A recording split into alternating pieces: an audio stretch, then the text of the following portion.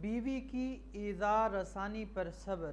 حضرت تھانوی رحمۃ اللہ علیہ فرماتے ہیں، ایک بزرگ تھے جن کو ان کی بیوی بہت ستاتی تھی۔ ایک بزرگ تھے جن کو ان کی بیوی بہت ستاتی تھی، یہاں تک کہ لوگوں کو بھی معلوم ہو گیا کہ بیوی ان کو بہت دکھ کرتی ہے، یعنی تنگ کرتی ہے۔ بعض لوگوں نے عرض کیا کہ حضرت ایسی بیوی کو طلاق دے دینا چاہیے، حضرت ایسی بیوی کو طلاق دے دینا چاہیے۔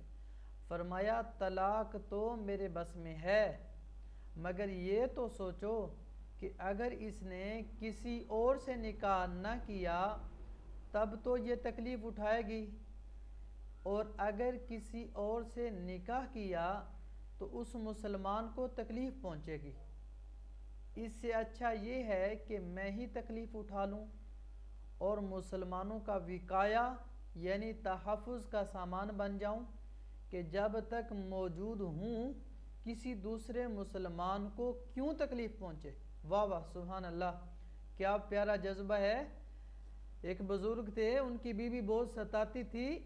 جب لوگوں کو پتہ چلا کہ ان کی بیوی ان کو بہت تنگ کرتی ہے تو کچھ لوگوں نے کہہ بھی دیا کہ حضرت ایسی بیوی کو طلاق دے دینا چاہیے، لیکن کیا فرمایا؟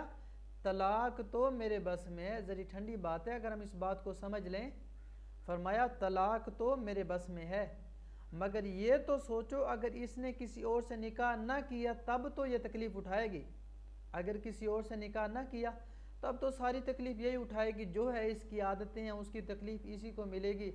اور جیسے اپنی کرنی اپنی بھرنی، نہ مانے تو کر کے دیکھ، جنت بھی ہے دوزخ بھی ہے، نہ مانے تو مر کے دیکھ۔ اگر اس نے کسی سے نکاح نہ کیا تب تو یہ تکلیف خود اٹھائے گی، لیکن اگر کسی اور سے نکاح کیا تو اس مسلمان کو تکلیف پہنچے گی، کیونکہ اس کا مزاج ہی ایسا ہے تکلیف دینے کا، تنگ کرنے کا، پھر اس کو تنگ کرے گی۔ تو کہنے لگے اس سے اچھا یہ نہیں ہے کہ میں خود ہی تکلیف اٹھا لوں اور مسلمانوں کے تحفظ کا سامان بن جاؤں۔ اللہ تعالی ہمیں بھی ایسے جذبے عطا فرمائے۔ اللہ تعالیٰ سب میاں بیوی میں سچی محبت نصیب فرمائے، میاں بیوی کو ایک دوسرے کی آنکھوں کی ٹھنڈک بنائے اور ان کی اولادوں کو بھی آنکھوں کی ٹھنڈک بنائے۔